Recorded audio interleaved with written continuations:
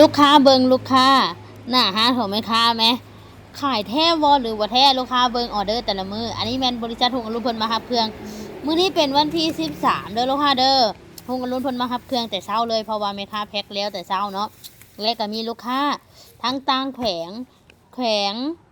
คำมวนเนาะคำมวนหรือว่าท่าแขกก็บ่ได้ไกลจากแม่ค้าปานใดถ้าว่านั่งรถมาก็ชั่วโมงเดียวก็ฮอดลูกค้า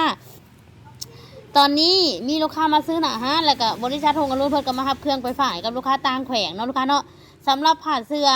ที่เอาขึ้นรถอยู่ในตอนนี้เขาจะเอิ้นว่าผ้าเสื้อผ้าลาปุ่นและหลายคนกันนึงกับย่านสินค้าบ่ตรงปกเพราะว่าเก็บเงินปลายทางแม่ค้าให้โอนมัดจำก้อนฝาก200,000เด้อลูกค้าเด้อสำหรับผ้าเสื้อผ้าลาปุ่นเนาะราคา1,000,000กับ20,000กีบโต6ฟุตหนา15เซนและโต1,160,000กีบโต6ฟุตโตหนา20เซนเด้อลูกค้าเด้อเป็นผ้าเสื้อรุ่นดีบ่มีเล็กเด้อ